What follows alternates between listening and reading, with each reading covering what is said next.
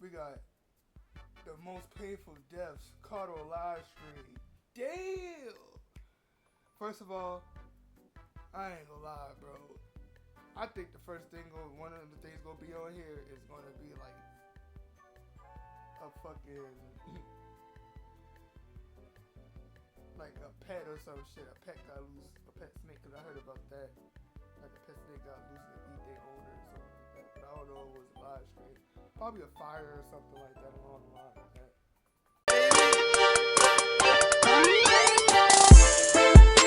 These bitches not a logo, just a chase with some choice and some polo. Medusa on my shirt though. Fuck friends, family first, we blow a loud smoke. I'm ballin', bitch, I think I'm J.O. Man, if y'all ever going through something, man, just talk to God, man. Everything gonna be good, man. I don't know what y'all believe in, but talk to your higher ups, man. Talk to family. Write it out. Just whatever y'all going through, cause you're not alone. A lot of people go through stuff, and a lot of people they hide what they go through, and it's kind of mask the pain. You can't really mask the pain, you know, cause it's like you mask the pain, just gonna be a burden on you, and it's just gonna keep on growing and growing and growing and growing. And it's just gonna keep on. Like a snowball effect, it's just gonna keep on blowing until it boom, and it's gonna end with you crashing out or you hurting yourself. And bro, sis, get help. Everything happens for a reason. Don't think that. Don't regret anything, because I know a lot of people regret stuff. Don't regret anything. But yeah. Hey, what is good, YouTube? It is your boy, hey, Recco, back with another video, man. The kick incident. On a breezy afternoon in August 2025, a 25-year-old kick streamer was invited backstage to a wrestling event as a guest of the show. When the streamer showed up, a 39-year-old wrestler would see cameras and video recording equipment following the man and mistakenly think that he was another wrestler that was acting for a skit. The wrestler would jump into full-on acting mode. Upon interaction, the streamer would say that he doesn't know who the wrestler is, and the wrestler would take that as his cue to get into character. He picked up a canned beverage and smashed it on the streamer's head, leaving him completely baffled. What? The wrestler's partners would step in and immediately let him know that the streamer wasn't a part of their wrestling set. Surprised and deeply embarrassed, the wrestler stopped playing as his persona and apologized to the streamer. And, reasonably enough, the streamer accepted his apology. The two shook hands, and the streamer would later on be invited by the wrestling crew to jump in the ring for a skit. They told him that he could pick up the wrestler and do one move on him to make up for what happened, and just that, the beef was settled. That is, until you realize that the 25-year-old streamer was being watched by hundreds of people in his kick stream, and they all just witnessed the silly mistake on live camera. His chat began poking fun at him. They'd say that he got knocked out from a prop can, and then they'd begin asking the streamer why he just sat back and let it happen. Together, his chat began calling him a coward and something that starts with I B was about to say that shit about to hurt his ego. And rhymes with glitch. And it didn't help that his father also egged him on by poking fun at how he was hugging a bunch of men in tights. Hey, yo, did you get jumped by a bunch of dudes in tights? You said what?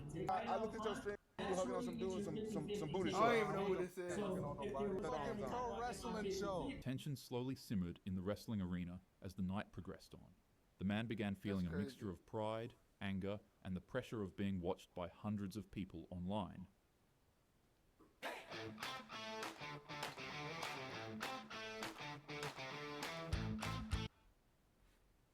And as the verbal jabs continued, his restraint began to crack. These people aren't the only ones to have stories. Everyone comes from a family, and families have families and from across the world and know him, country, enough river. It also helped me to find, and I guess that's where I came into the picture. The instant discoveries feature can literally link entire branches to your family tree. Video. He let the comments get to him, and soon enough, he became unable to separate an online chat room from reality. After the wrestler got on stage and began his performance, the streamer would be given the signal to join in. he jumped into the ring and, fueled by adrenaline and rage, he lunged forward at the unsuspecting wrestler and lifted him off the ground by grabbing his I legs. thought he was about to, For a moment, he carried the wrestler in the air.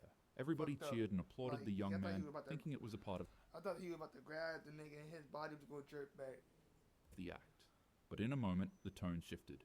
While still carrying the wrestler in the air, the streamer would slam him onto the ground with such brutal force that it had instantly knocked the man out.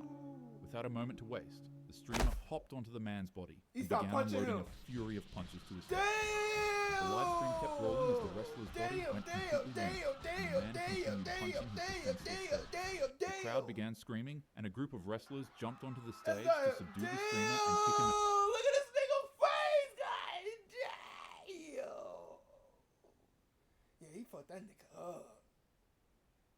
Out of the venue. That nigga went He let his night-night. emotions and a stupid live stream Bro, it get was the best of him. wrestling. It And wasn't now, even because of MMA that, this or 39-year-old UFC. war veteran who used wrestling as a coping mechanism to fight off his PTSD was fighting for his life in a hospital bed. Within hours, the video had spread across the internet, I shocking never everybody even who seen it, watched which is crazy. What was meant to be entertainment became evidence.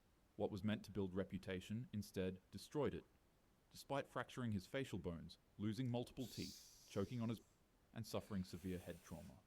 I'm happy to announce that, at the time of this video, Psycho Stu is seemingly in better condition now. The Facebook incident.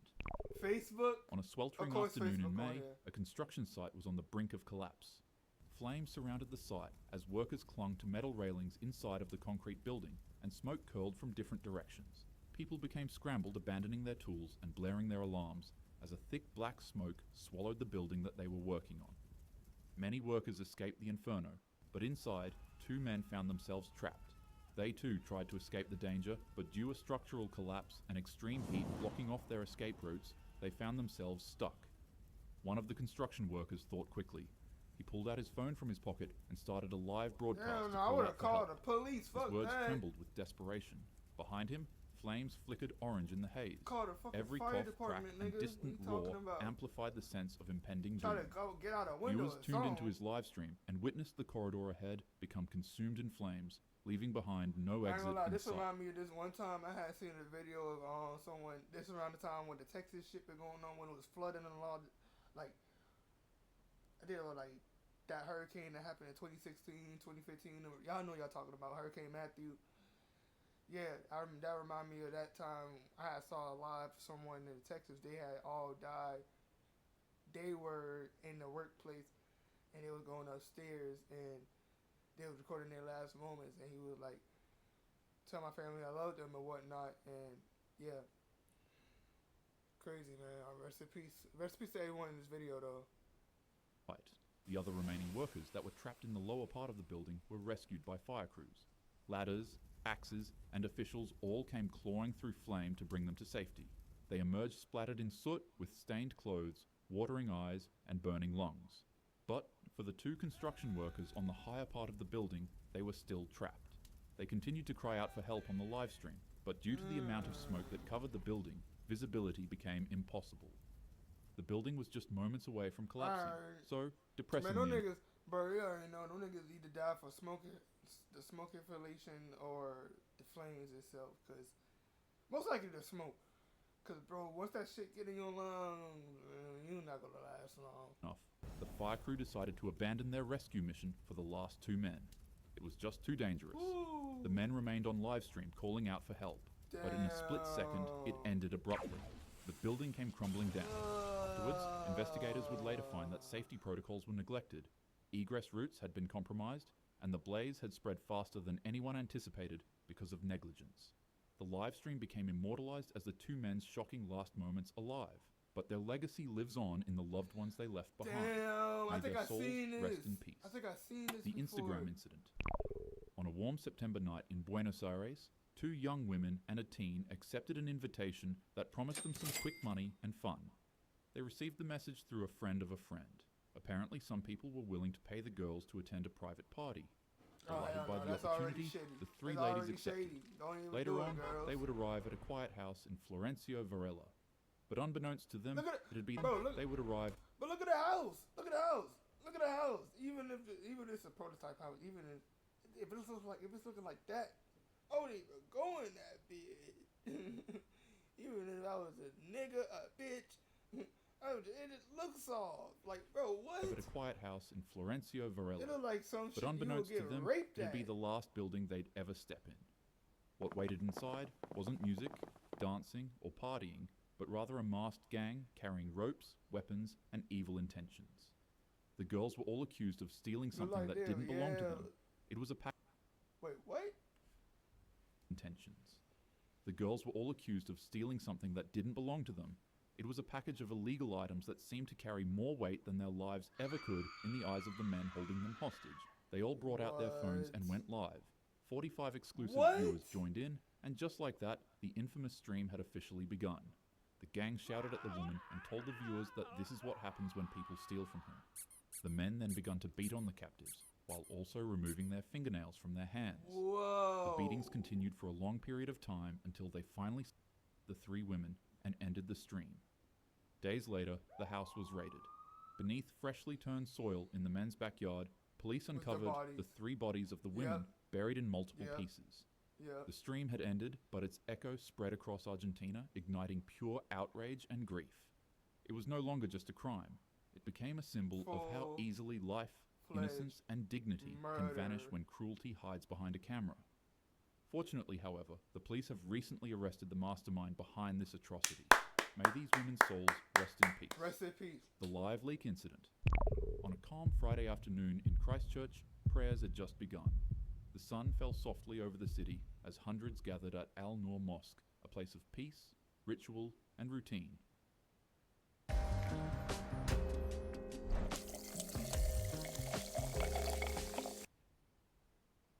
Across town, a man sat alone in his car, checking his weapons and pressing the streaming button to go live on Facebook. No.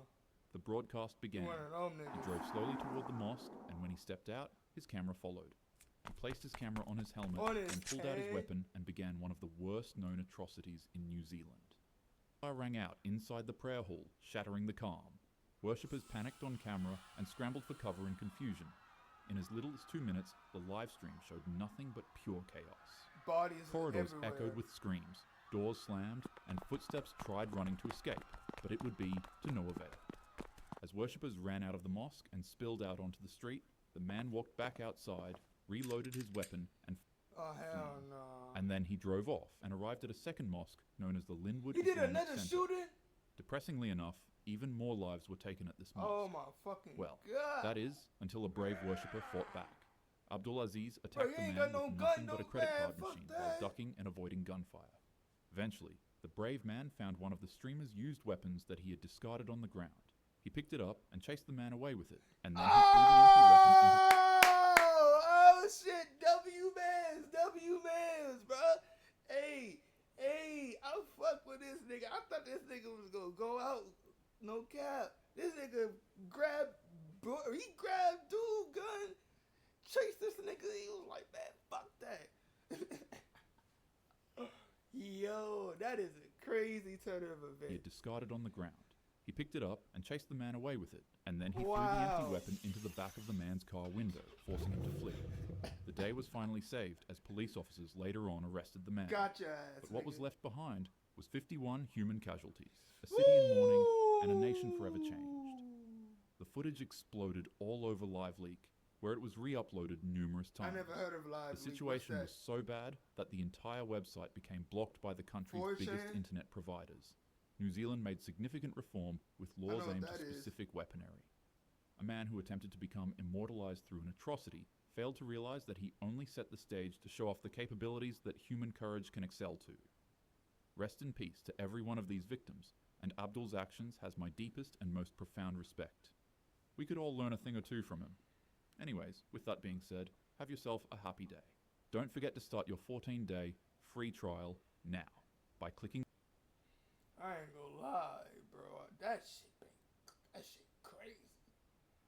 That shit crazy. Damn.